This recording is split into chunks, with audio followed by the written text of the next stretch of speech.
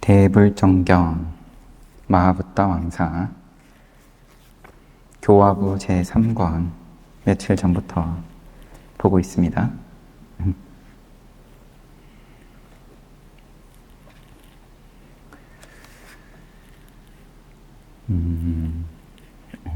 아나타 핀디카 장자가 부처님, 서가모니 부처님, 고타마 부처님 생애에서 큰 비중을 차지하는 기원정사를 세우는 과정과 또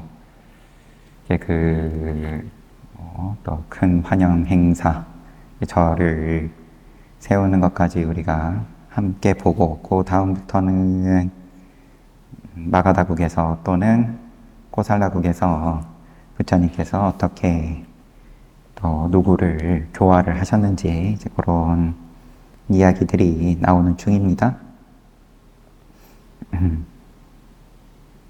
그래서 아끼다타라는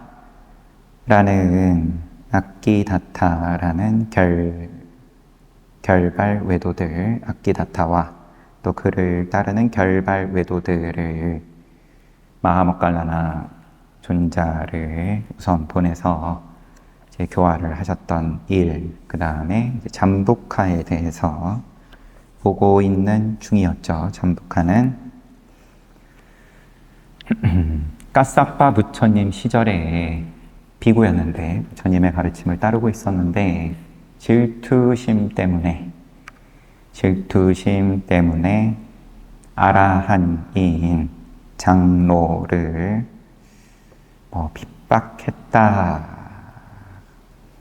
거기 그렇게 표현을 할 수 있는지 없는지 모르겠지만 그래도 견제를 한 건 분명하고 질투심 때문에 그 다음에 자기 신도 사시주물 4가지 시주물을 늘 보시하는 신도가 이 아란 장로에게 올리는 공양을 질투심 때문에 중간에 버렸다.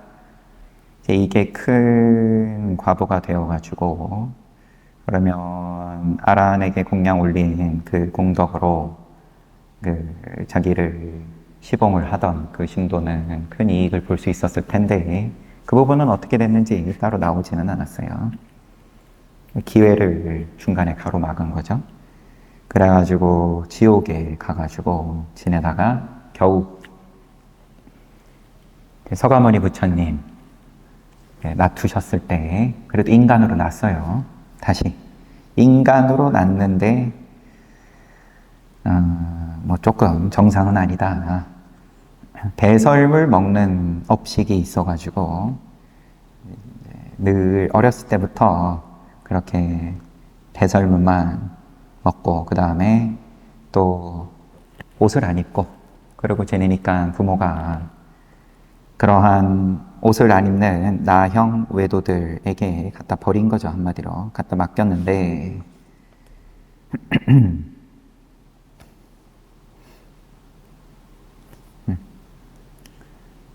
아지와카 교도들에게 갖다 맡겼는데 거기서도 쫓겨나고 배설물 몰래 먹다가 그래서 아예 화장실 옆에 변소 옆에 자리 잡고 여러분은 대단한 수행자인 양 사람들을 속이면서 허공에다가 입 벌리고 한쪽 다리로 서 있으면서 살면서 사람들이 물어보면 나는 허공에서 영양분을 섭취한다. 그 다음에 돼지가 나의 2 발을 견딜 수 없다. 그렇기 때문에 내가 어쩔 수 없이 한쪽 다리로만 서 있는다. 그래가지고 사람들이 또 거기에 감동해가지고 또 공양을 올리고 그런데 본인은 똥 먹는 것만 좋아하니까 사람들이 제발 좀 먹어주십시오 이제 하니까 겨우 이제 풀 뜯어가지고 풀 끝으로 살짝 찍어 먹고 이것만으로도 너에게 큰 공덕이 된다 이제 이렇게 속이면서 그리고 밤에 몰래 또 배설물 먹고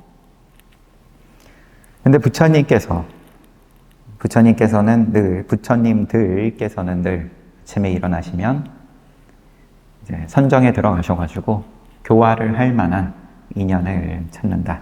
그런데 이 이름이 잠부카예요. 잠부카. 이 잠부카가 이제 아라한에 오를 만한 인연이 됐다라고 보시고 부처님께서 찾아가시죠.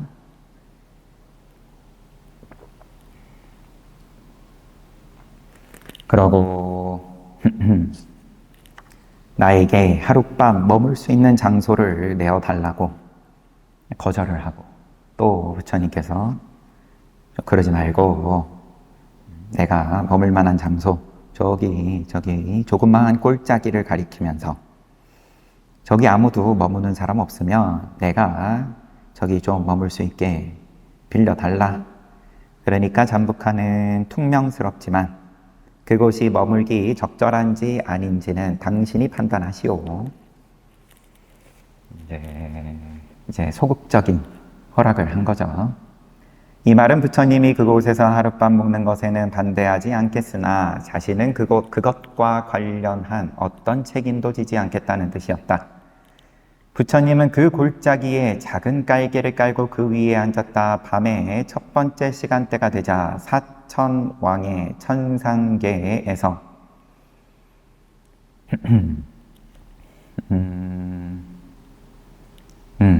우루엘라카사빠 부처님께서 교화를 하실 때에도 물론 첫 번째 보이셨던 기적은 화우라고 불렀죠. 자기 그 외도들이 불을 숭배하는 외도들이고 하니까 그 사당 불을 모셔놓은 곳에서 부처님께서 이제 이런 식으로 이제 억지로 하룻밤 머문다라는 허락을 받아내셔가지고 첫 번째 기적은 거기서 하룻밤 나시면서 거기에 살던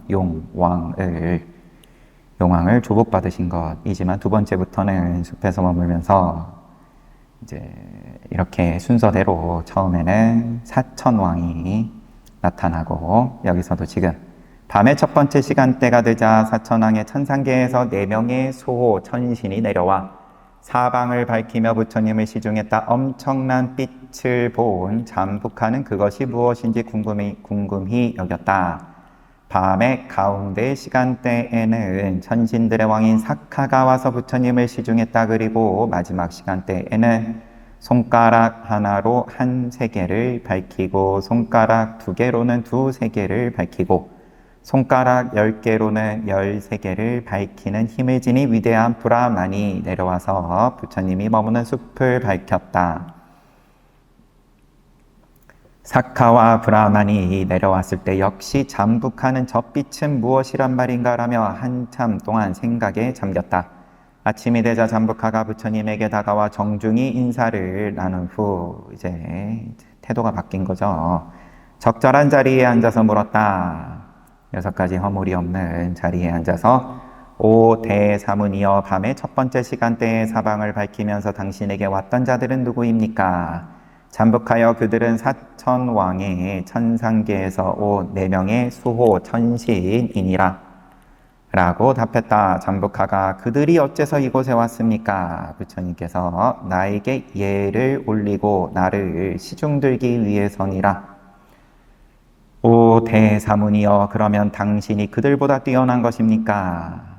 그렇다 잠부카여, 나는 그들보다 뛰어나다. 부처님을 알아볼 수 있는 눈이 없으니까 부처님께서는 방편으로 늘 이런 앞서서 나왔던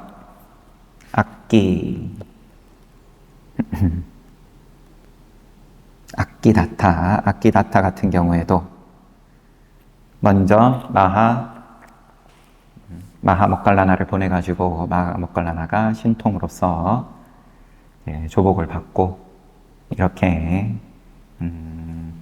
마음이 다친 악기다타의 관심을 이끌고, 그런 다음에 부처님께서 놔두셨을 때 마하모칼라나가 부처님의 2 발에 엎드려서 예를 올리는 모습을 보고, 야, 그러면 이분이 더 훌륭하신 분이냐, 네, 이러면서 이야기가 이제 진행이 되는 거죠. 여기서는 이제 그런 역할을 사천왕을 비롯해서 천신들의 왕 사카, 그 다음에 브라흐만 천신, 이렇게 순차적으로 빛을 보여주면서 이렇게 뭔가 보여줘야 돼요.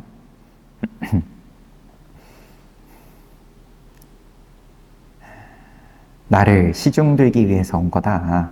그러면 당신이 그들보다 뛰어난 것입니까? 그렇다 잠북하여 나는 그들보다 뛰어나다. 나형의 고행자인 잠북하가 다시 물었다. 오 대사문이여, 그럼 밤의 가운데 시간대에 왔던 자는 누구입니까? 그는 천신들의 왕인 사카였다. 어째서 왔습니까? 나에게 예를 올리고 시중들기 위해서 왔다.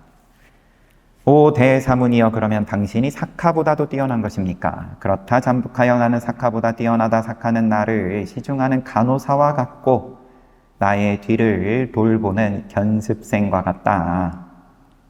나하고 비교하면 천신의 왕이라 해도 간호사이고 견습생이다. 오 대사문이여, 몸에서 나는 빛으로 온 숲을 가득 채우며 밤의 마지막 시간대에 왔던 자는 누구입니까? 잠북하여 밤의 마지막 시간대에 왔던 자는 다름 아닌 위대한 브라흐만이었느니라. 바라문들이나 다른 사람들이 재채기를 하거나 균형을 잃거나 비틀거릴 때마다 나는 위대한 브라흐만을 경배한다라며 그의 이름을 종종 부르곤 한다. 브라흐만이 왔다 간 거다. 그리고 그 브라흐만은 우리가 늘 염불하는 그 브라흐만이다. 오 대사문이여, 그러면 당신이 위대한 브라흐만보다도 뛰어난 것입니까? 그렇다 잠북하여 나는 브라흐만보다 뛰어나다. 나는 브라흐만들의 왕이니라. 부처님께서 성도하셨을 때 야, 이 사성제 고진멸도 누가 알아먹겠냐? 부처님께서 내가 보니까 둘러봐도 인간이고 천신이고 중생들이 이거 못 알아먹을 것 같은데, 그럴 때 이제 브라흐만이 나타나가지고 이제 권청을 하는 거죠. 아, 그래도 인연 있는 자들이 있다. 이 법을 알아들을 수 있는 자들이 있습니다. 라면서 부처님께 그래도 권할 수 있는 자격이 있는 거죠. 브라흐만 같은 경우에는. 인간 천신은 그 자리에 함께 못했고,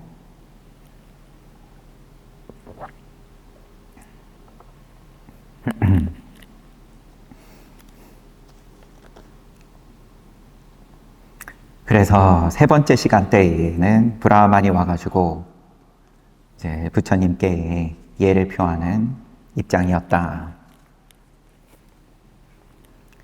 그러나 잠북하는 여전히 거드름을 피우며 오 대사문이여, 실로 당신은 매우 존경을 받을 만하군요.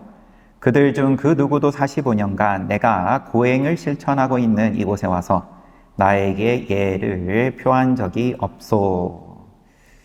본인의 고행에 대해서 글쎄 뭐 스스로를 속이는 건지, 이제 앞에 나왔던 내용만 보자 그러면 이제 사람들을 속이면서 허공에서 나는 영양분을 섭취한다. 그러고는 뒤로는 똥을 퍼먹는 건데, 나는 45년 동안 공기로만 나를 유지해왔소. 그럼에도 그들 중 그 누구도 나에게 예를 올리러 오지 않았단 말이오. 그러자 부처님이 말했다.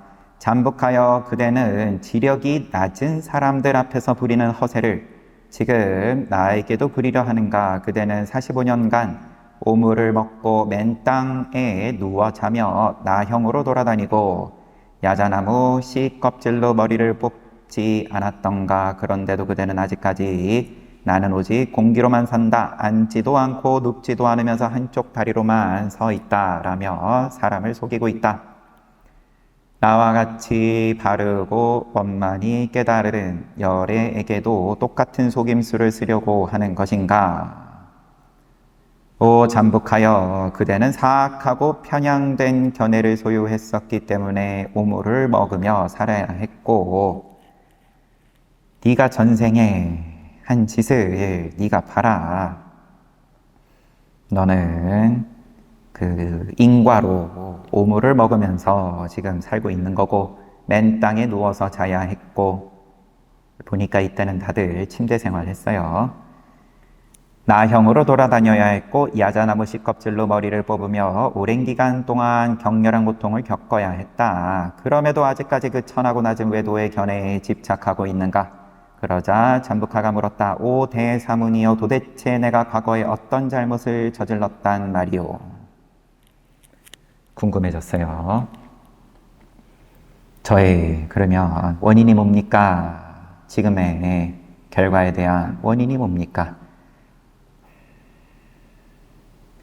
잠북하의 질문에 부처님은 그가 과거에 저질렀던 숱한 잘못을 설명했다. 부처님이 가르침을 베푸는 동안 잠북하는 참회하게 되었고, 과거의 잘못에 대한 부끄러움과 그 결과의 두려움에 압도되었다. 부끄러움과 두려움을 느꼈다. 이제 이런 괴로움이 종교적 외경식으로 이어지는 거죠. 부처님은 잠북하에게 목욕 용 법복을 던져주었다. 잠북하는 그 법복을 입고서 적절한 장소에 앉아 부처님께 예를 표했다. 그러자 부처님은 그에게 점진적으로 가르침을 설하기 시작했다. 늘 법문하시는 5가지, 즉 도시에 관한 이야기, 계율에 관한 이야기, 그리고 천상에 관한 이야기, 그리고 사성제까지 설했다. 그 가르침 끝에 잠북하는 사무의지를 완벽히 갖춘 아라한과를 얻었다. 순차적으로 법을 듣고, 그리고 사성제를 듣고 아라한과를 얻었다. 그는 부처님을 경배하며 자리에서 일어났다. 그러고는 비구가 되는 공식적인 절차를 밟고 싶다고 했다. 제자가 되고 싶습니다. 잠북하가 2만 년 동안 비구 생활을 하면서 계율을 준수함으로써 쌓은 공덕은 숱한 악업에도 질투심으로 아라한인 장로를 견제하고 또 지었던 그러한 악업에도 불구하고 흩어지지 않고 남아 있었다. 따라서 부처님은 오른팔을 들어 올리면서 선언했다. 비구여 오라. 와서 높고 낮은 여러 구족계를 받도록 해라. 법은 이미 내가 잘 설해 놓았다. 내 사랑하는 아들아, 괴로움의 윤회를 끝내려면 거룩한 수행을 실천하기 위해 노력하라. 부처님이 말을 마치자 잠북하는 출가한 지 60년이 된 장로처럼 바뀌었다. 이미 정장을 하고 있었으며 8가지 필수품을 각각 알맞은 자리에 갖추고 있었던 것이다. 이러면 이제 여기도 설레비구일 텐데, 그런데 이제 나형 외도니까 빨가벗고 있으니까 부처님께서 우선은 목욕용 법복을 던져주었다. 지니고 계셨던지 여하튼 그래서 우선은 이제 몸을 좀 가리고, 그런 다음에 부처님께서 점진적으로 가르침을 설하시고, 그리고 아라한과를 얻고, 그런 다음에 설레비구로서 갖추어졌다. 마침 그날은 안가국과 마가다국의 사람들이 모여서 잠북하에게 공양을 올리는 날이었다. 그곳에 모인 사람들은 부처님을 보고 의아하게 생각하기 시작했다. 어떻게 된 것일까? 우리들의 스승인 잠북하가 대사문 고따마보다 더 뛰어난 것인가? 아니면 대사문 고따마가 우리 스승보다 더 뛰어난 것인가? 저 대사문이 우리 스승의 처소에 와 있는 것을 보니 잠북하가 저 대사문보다 더 뛰어난 것이 틀림없다. 우리 스승이 뛰어나서 고따마 사문이 가르침을 받으려고 와 있나 보다. 사람들의 생각을 안 부처님은 잠북하에게 말했다. 사랑하는 아들 잠북하여, 그대는 어서 청중들의 의심을 제거해 주도록 하라. 그러자 잠북하가 가장 스승하신 부처님, 저도 막 그렇게 하려던 차였습니다. 잠복하는 제 사선에 든 후 자리에서 일어났다. 그러고는 야자나무 높이만큼 허공을 날아오르더니 이렇게 말했다. 영광스러운 부처님, 수승한 부처님인 당신께서는 저의 스승입니다. 그리고 저는 당신의 제자입니다. 그런 뒤 땅으로 내려와 부처님에게 예를 표하고는 다시 허공으로 올라갔다. 잠복하는 같은 동작을 7번이나 거듭했는데 그럴 때마다 야자나무 2배, 3배, 마지막에는 7배의 높이까지 올라갔다. 반복해서 나오는 그러한 모양입니다. 우르웰라 가사파 때부터 이러한 어떤 외도들을 조복을 받을 때 부처님께, 그리고 또 이제 제자가 새로 제자가 된 외도 수행자가 보이는 모습이 이제 보통 이러한 형식이 정형화되어 있는 것 같아요. 그런 식으로 잠복하는 모든 사람들에게 자신이 단지 부처님의 제자에 불과함을 분명히 보여주었다. 이 놀라운 광경을 본 사람들은 매우 놀라워하면서 이렇게 말했다. 아, 정말이지. 부처님들은 손가락을 부딪히면서 찬탄할 만한 분들이다. 그분들은 영광스러우니 그분들과 동등한 자는 없다. 부처님은 대중들과 법에 대해 대화하고자 하여 이렇게 말했다. 오, 제가자들이여, 잠복하는 45년 동안 그대들에게 과시하듯 말했다. 나는 너희들이 가지고 온 음식조차 풀끝으로 찍어 맛만 보았고 나 스스로는 절대 아무것도 먹지 않는 고행을 실천해왔다. 그렇다면 그가 먹지 않은 고행을 100년 동안 실천했다 치고 그로 인해 얼마의 공덕이 쌓였다고 가정해보자. 안 먹는 것을 수행으로 공덕이 그러면 얼마나 쌓였는지 보자. 그리고 성자가 어떤 음식의 내용물이나 그것을 취할 시기가 적절한지 의혹을 가져 그 음식을 취하는 것을 거부함으로써 얻은 공덕이 있다고 하자.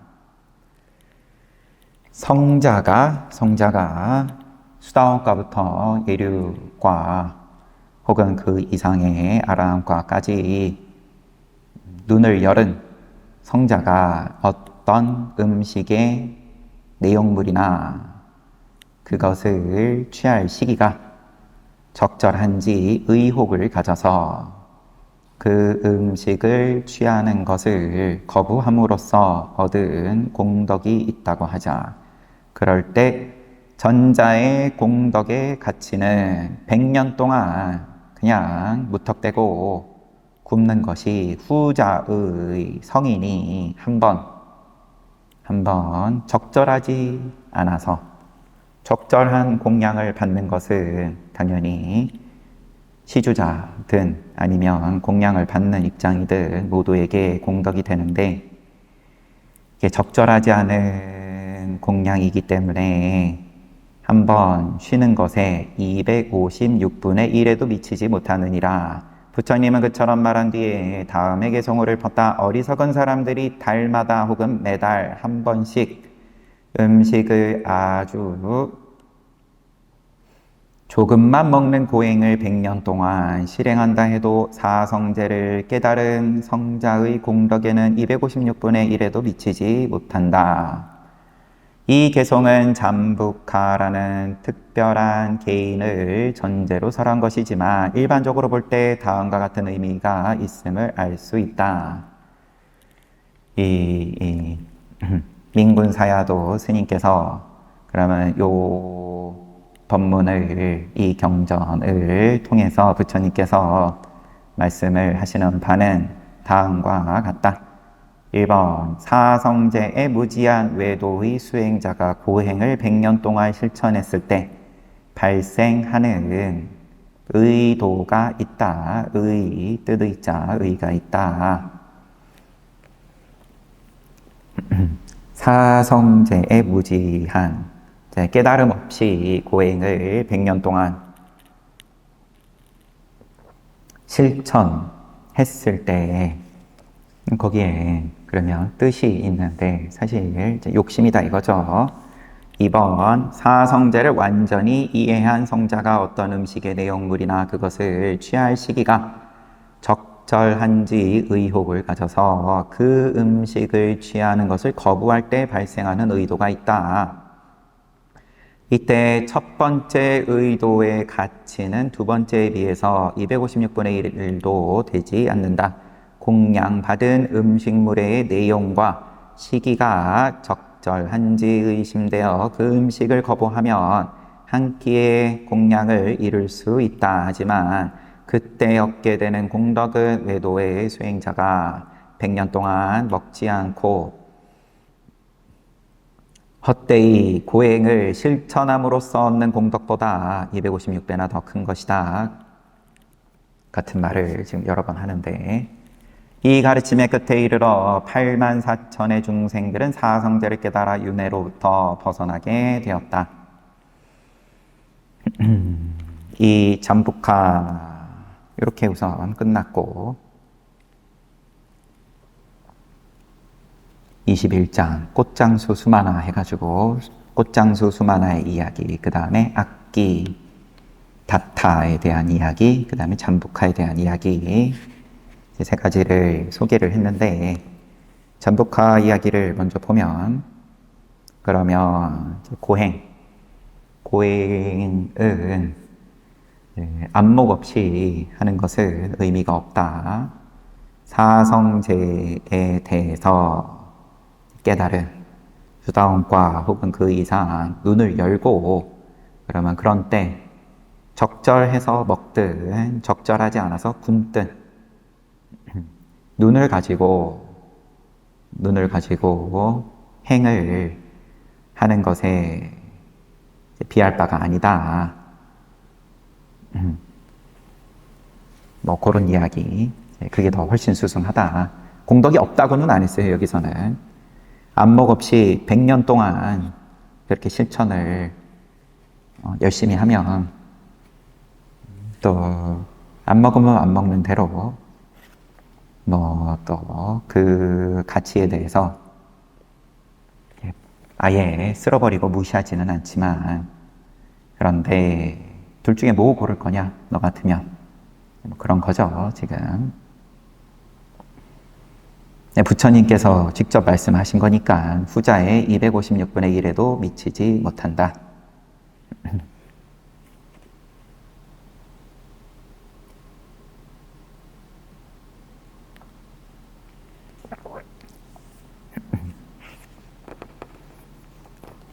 심지어 잠부카는 45년 동안 굶지도 않았죠. 속임수를 쓴 건데, 그러한 모양에 속지 말아라. 중요한 것은 안목이 있냐, 사성제를 깨달았냐, 거기에 포인트가 있는 거고, 지금 잠부카의 이야기에서 부처님께서 말씀하시는 바는 그 앞에 나왔던 악기다타 같은 경우에는 여기는 뭐 그렇게 일부러 대놓고 속임수를 쓴 것은 아니지만, 바라문으로서 강대구 꼬살라국에서 파세나디 왕의 선대 때부터 법무 고문으로서 그러고 지내다가 내 나이가 이제 떠날 때가 됐다 해가지고 갖고 있는 거 다 버리고 제 수행자의 길을 떠났는데, 사문이 됐는데 또 인덕이 있었는지 제자들이 1만 명에 달했다. 그래가지고 그들을 어떤 가르침으로 지도했냐? 탐진치 악한 생각이 들 때마다 강가에 가서 모래를 퍼가지고 퍼와라. 그런데 1만 명이나 되고 하니까, 그럼 생각이 들 때마다 퍼오는 거니까, 그러면은 이제 모래산이 커다랗게 만들어지고, 산을 의지해라. 산을, 공원을, 숲을 의지초로 삼아라. 이런 가르침을 폈다. 그러니까 역시나 또 부처님께서 아침에 일어나셔가지고 제도할 만한 사람들을 찾고, 그래가지고 이 악기다타와 그의 제자들을 떠올리시게 되고, 마하모깔라나 존자를 불러가지고 꾸짖어요. 야, 가가지고 이렇게 해라. 좋게 말하는 게 아니라 저들이 저렇게 어리석게 하고 있는데 넌 여태 뭐 하고 있냐 이렇게 꾸짖으시면서 보내시죠. 그래가지고 이제 모깔라나 존자가 사전 작업을 하고 그 산에 모래산에 가가지고 하룻밤 묵으면서 그 산에 살고 있는 용을 조복을 받고 그럼으로써 아키다타의 마음을 누그러뜨리고 그런 다음에 부처님께서 등장하시고 그래서 너희들이 틀렸다. 그 산을 숲을 동산을 내지는 숲을 내지는 정원을 의지처로 삼아가지고는 괴로움에서 벗어날 수 없다. 괴로움에서 벗어나려면 불법승 삼보를 의지처로 삼아야 된다. 그래가지고 또 다 같이 아라한과에 들었다.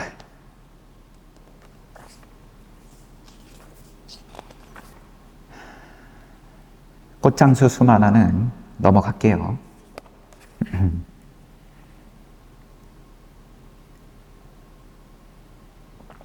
또 새로운 거 봐야 되니까 22장 외살리 건설 외살리 바이샬리 부처님께서 좋아하셨다라고 늘 나오는 열반경에서 부처님 마지막 여행에서 이 외살리는 떠나실 때 뒤돌아보셨다. 이번에 방문이 마지막이다. 외살리의 건설 오래전 바라나시 왕의 첫째 부인이 아이를 잉태했다. 이 오래전이 얼마나 오래전인지 여하튼 이 사실을 안 왕은 임신 기간 동안 왕비를 시중하도록 많은 시녀를 임명했다. 왕비는 안락하게 시간을 보내며 태아를 주의 깊게 돌보았고 적절한 시간이 되자 해산실로 들어갔다. 과거 선행의 결과를 누리는 높은 가문의 숙녀들은 대개 이른 새벽에 아이를 출산한다. 왕비 또한 높은 지위의 여인이었기 때문에 이른 아침에 아이를 낳았다. 그런데 그 아이의 살은 마치 붉은 장미나 붉은 도료처럼 붉은 살덩이에 불과했다. 피부 색깔이 그랬던 모양입니다. 왕은 다른 왕비들은 황금상을 닮은 아이를 출산하는데 나의 첫째 왕비는 살덩어리를 낳았다. 라고 말할 것이다. 큰일 났다 이거죠. 의심받겠다. 그러면 나는 왕의 총애를 잃을 것이다. 네, 이제 자식이 이뻐야 되는데 왕의 사랑과 자신의 위엄을 잃고 싶지 않았던 왕비는 그 살덩어리를 그릇에 넣고 다른 그릇으로 덮은 다음 겐지스 강물에 버리도록 했다. 그런데 기적적인 사건들이 벌어졌다. 살덩어리를 담고 있는 그릇이 버려지는 순간 천신들이 그것을 받았던 것이다. 천신들은 그 그릇을 황금 판 위에 놓고 판의 표면에 주황색으로 바라나시 첫째 왕비에게서 태어난 자식이다 라고 새겨놓았다. 왕비는 감추고 싶어서 버렸는데 천신들이 아예 간판을 걸어버렸어요. 첫째 왕비가 뭐 몇 번째 자식을 지금 낳은 건지는 모르겠지만 이제 다른 왕비들이 낳은 자식들은 있었던 모양이고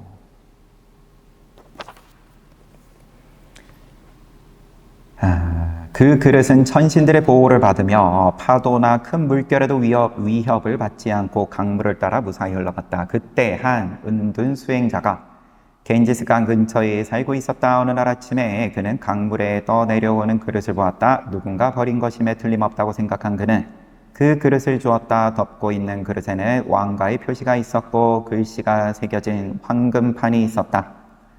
열어보니 안에는 살덩어리가 있었다. 그는 그것을 생명체라고 생각해서 자신의 초막으로 가지고 와서 깨끗한 곳에 두고 보호했다. 모양 자체가 사람 모양이 아니니까 살덩어리다 라고 하는 모양인데, 붉은 살덩이에 불과했다. 얼른 갖다 버렸는데, 은둔 수행자가 주워가지고는 그래도 이게 생명체라고 봤어요, 수행자가. 그리고 초막으로 가지고 와서 보호를 했고, 15일이 지나자 그 살덩어리는 두 개로 나뉘었다. 살덩어리의 이상한 발육 과정을 본 은둔 수행자는 더 세심한 주의를 기울였다. 다시 보름이 지나자 각각의 덩어리에서 5부분이 부풀어 오르더니 머리와 두 팔, 두 다리로 되었다. 은둔 수행자는 이전보다 더 큰 관심을 기울여 보호했다. 다시 보름이 지나자 한 덩어리는 황금의 몸을 지닌 소년으로 변했고, 다른 덩어리는 황금의 몸을 지닌 여자아이가 되었다. 은둔 수행자는 진짜 부모처럼 그 아이들에게 사랑을 기울였다. 은둔 수행자의 두 엄지 손가락은 우유가 용솟음 치는 샘으로 변했다. 그 후로 은둔 수행자는 원래 닭발처로 삼던 목동의 마을에 가서 우유로 요리한 죽을 받아왔다. 그것은 아이들의 공덕 때문에 가능한 일이었다. 우유죽은 귀한 음식으로 늘 언급이 되죠. 물을 섞지 않은 우유죽. 그런데 목동 마을에 가가지고 우유죽을 받아올 수 있었던 것은 아이들의 공덕 덕분이었다. 수행자는 그중 딱딱한 부분을 자신이 먹고 남은 즙을 아이들에게 먹였다. 그런데 그들의 몸속으로 들어간 것은 무엇이든지 보였으니 마치 유리그릇 속에서 움직이는 물체와도 같았다. 그리하여 그들은 부드럽고 미묘하며 얇은 피부를 가졌다 해서 리차위라고 불리게 되었다. 주석이 있어서 이제 리차위의 뜻이 그렇게 투명해서 많이 들여다 보인다, 그런 뜻이 있는 모양입니다. 이 말은 니차위에서 파생되었다. 니는 부드러운, 엷은, 차위는 피부를 지닌. 그래서 이 말은 부드러운 피부를 지닌 자. 여기서 이제 니가 리로 바뀌어서 리차위, 부드러운 피부를 지닌 자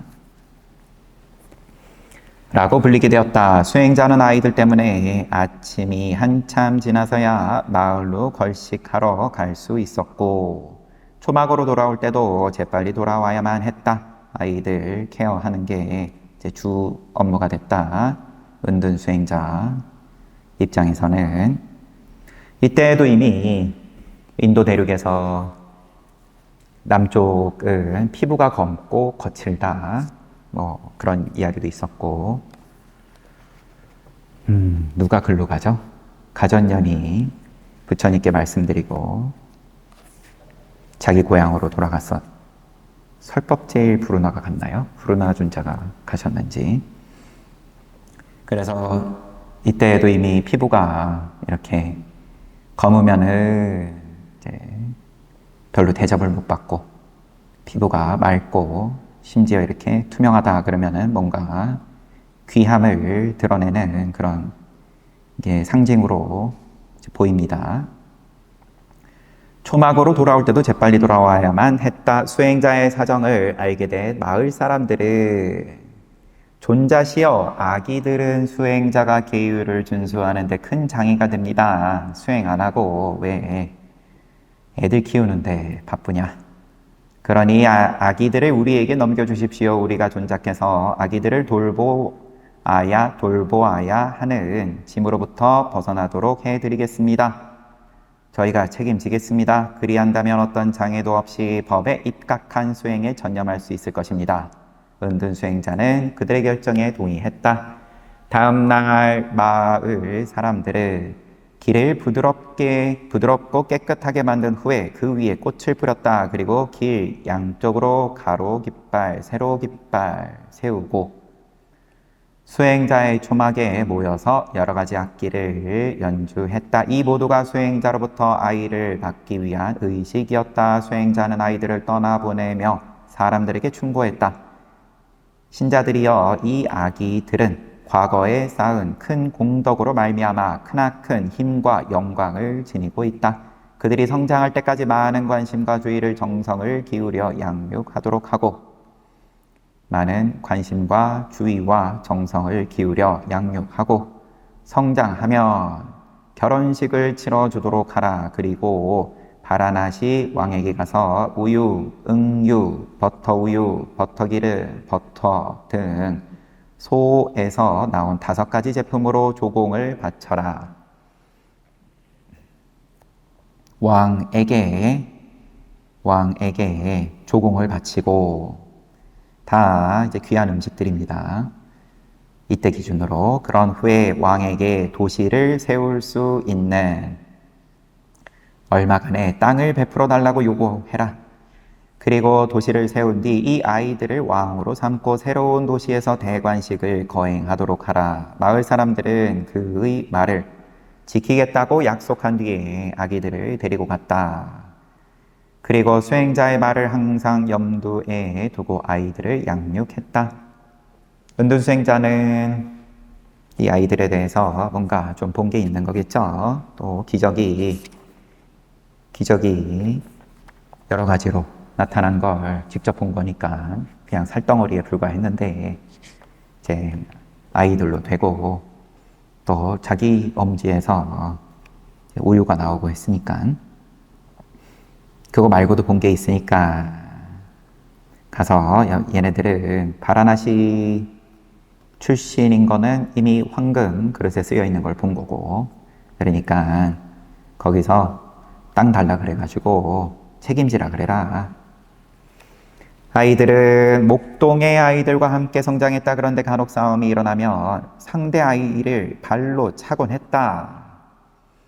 부모가 자신의 아이들이 우는 것을 보고는 이유를 물으면 아이들이 저 고아들이 우리를 때리고 발로 걷어찼어요. 이에 다른 사람들과 마찬가지로 두 아이를 위임받은 부모마저도 그 둘을 꾸짖으면서 애들이 한 성깔 하니까 꾸짖는 건 당연할 수 있는데, 너희들이 우리 아이들을 못살게 구는구나. 어쩜 이렇게 말썽을 피워댈까. 절대로 용서할 수 없다. 너희들을 멀리 해야겠다.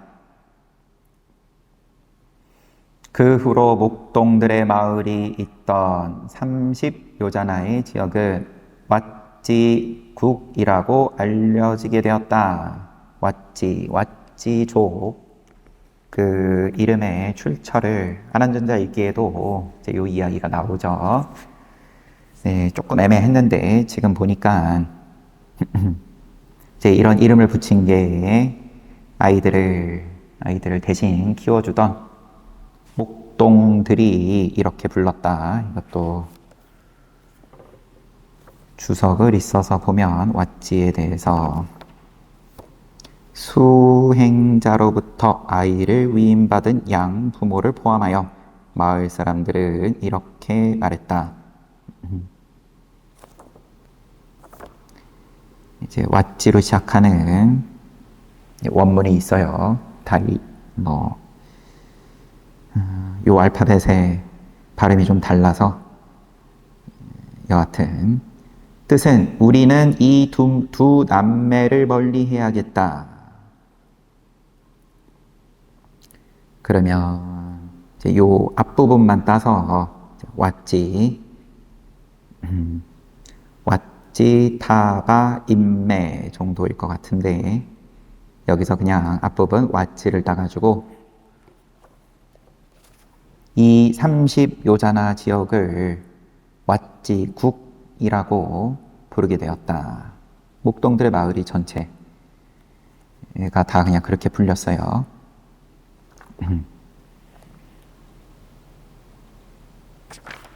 시간이 흐르자 농부들은 수행자가 일러준 대로, 그래도 시키는 대로는 했네요.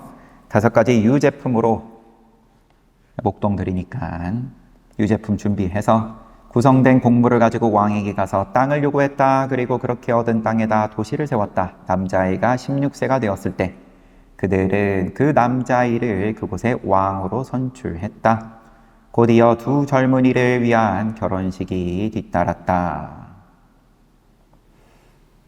둘을 결혼을 시킨 건가요? 그때 그곳 사람들은 다른 곳에서 온 여인은 왕비가 될 수 없으며 더불어 그곳 여인들 또한 다른 곳으로 시집 갈 수 없다는 규율을 마련했다.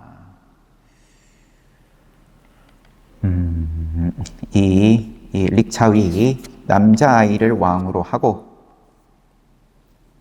여하튼 두 젊은이를 결혼을 시켰다고 하니까 둘이 결혼을 한 걸로도 보이기도 하고, 그리고 그곳 사람들은 다른 곳에서 온 여인은 왕비가 될 수 없고 이 왕족은 혈통을 순혈로 잘 단속했다. 대관식을 거행한 왕과 왕비는 처음으로 남자아이와 여자아이로 된 한 쌍의 쌍둥이를 출산했다. 왕비는 그 후로도 모두 15번이나 쌍둥이를 출산했다. 그 아이들이 성장했을 때 그들 역시 각각 16쌍의 쌍둥이를 출산했다.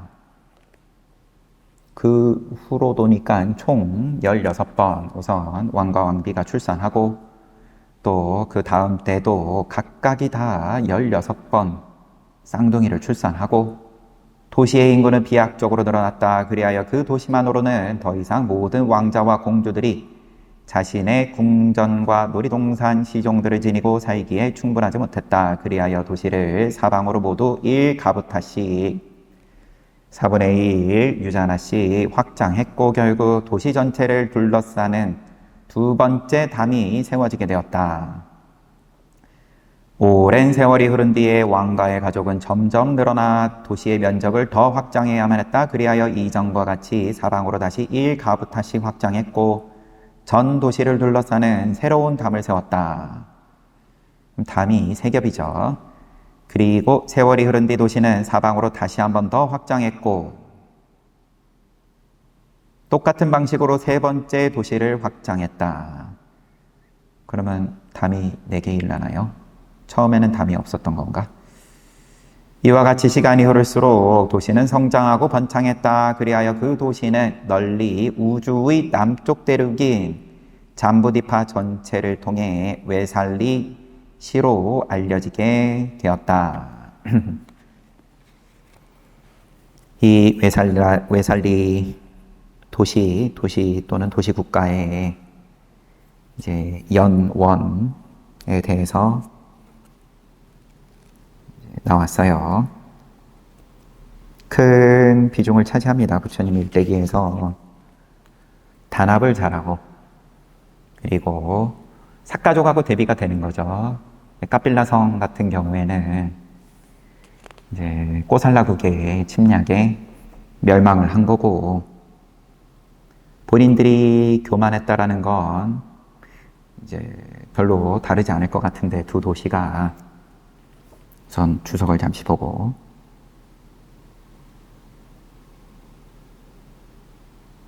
그냥 출처에 대한 주석입니다. 리차위 왕 또는 왓지구 또는 웨살리시 등에 대한 명명의 기원을 다룬 것으로 쿠타카파타의 주석서와 사라타디파니 주석서에 의한 것이다.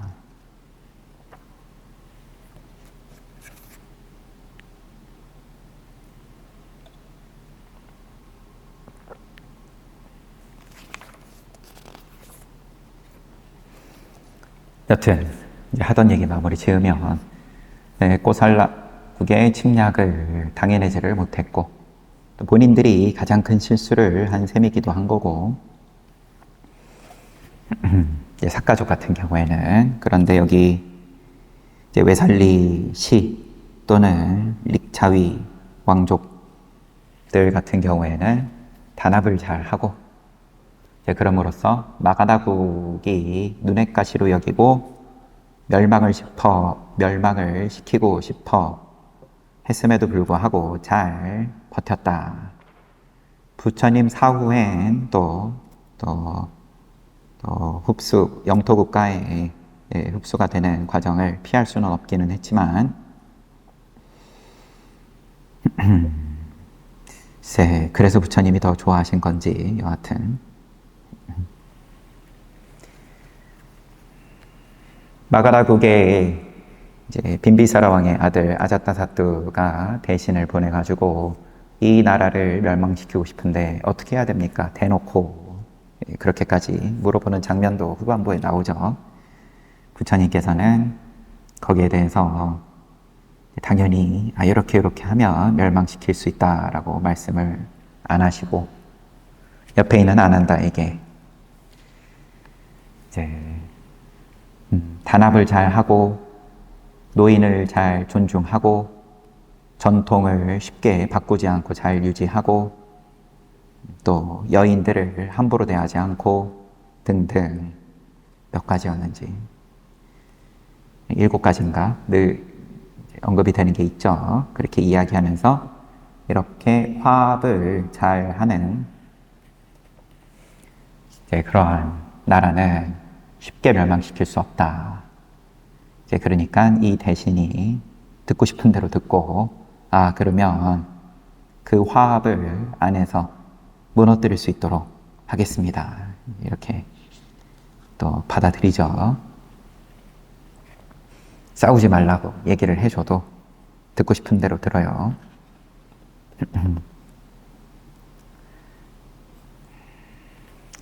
외살리의 재앙하면서 이제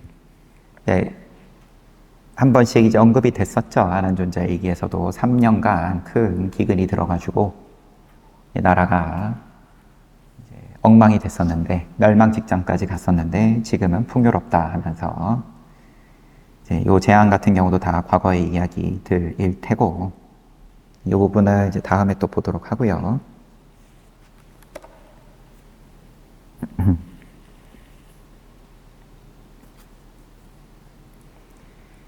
피부가 투명하다, 피부가 부드럽다. 그래서 릭착이라고 합니다.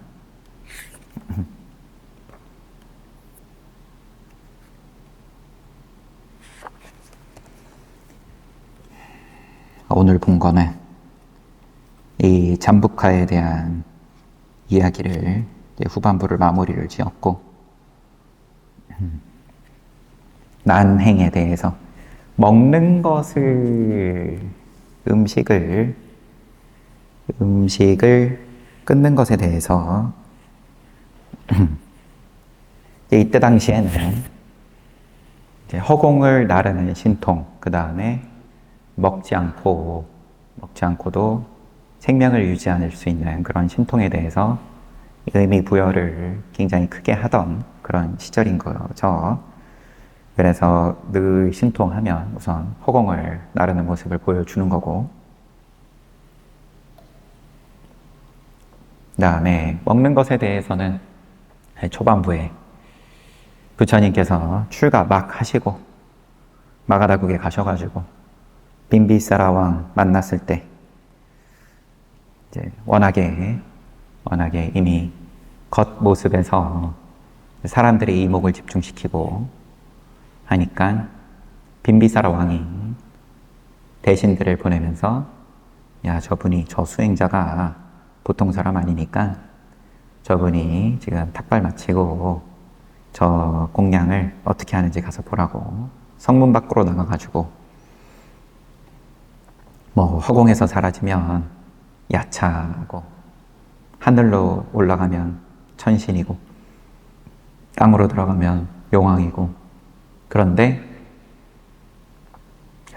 자리 잡고 앉아서 공양을 드시면 인간이다. 공양 먹으면 인간이다. 공양을 이제 아예 끊고 먹지 않는 것에 대해서 이게 대단하다. 이제 그렇게 인정을 하던 그러한 시대인데 어떻게 보면은 그 부분은 좀 이제 상대적으로 공양을 먹어야 인간이고 부처님께서 한참 난행을 하실 때도 숨을 끊고, 숨을 멈추고, 또 공양을 멈추고, 그때도 천신들이 공양을 아예 안 드시면 우리가 털구멍 속으로 영양분을 집어넣겠습니다. 그러니까 그때 아직 부처님은 아니셨지만 보살이 그러면은 내가 생명을 유지할 수 있을 만큼만 주워 먹겠다. 이제 전혀 안 하지는 않고 그래서 이제 전체적으로 분위기가 계속 공양은 해야 된다. 그리고 좀 전에 봤던 부분에서도 사성제를 눈 여는 입장이 괜히 밥을 안 먹는 게 아니라 이게 적절한 공양인지 확신이 안 서서 의혹이 있어서 이유가 있어서 공양을 거절하는 경우에 그런 때에 공덕이 있다. 공양을 하는 건 당연히 공덕이 있는 거고 공양을 안 할 때는 이게 이제 공덕이 되지 않기 때문에 또는 이제 악업이 되기 때문에 공양을 받지 않는 경우에 공덕에 대해서만 이야기를 한 거죠. 그러니까 거짓말이기도 했지만 잠부카의 경우엔 그런데 100년 동안 공양을 전혀 안 하더라도 그런 거 가지고 공덕을 논하지 말아라. 오로지 사성제에 대해서만 안목을 가지고만 이제 공덕을 이야기를 해라. 그런 이야기였습니다. 우리는 우리대로 또 공양해야 되니까 오늘도 잘 봤습니다. 그러면 공양 잘 하십시오.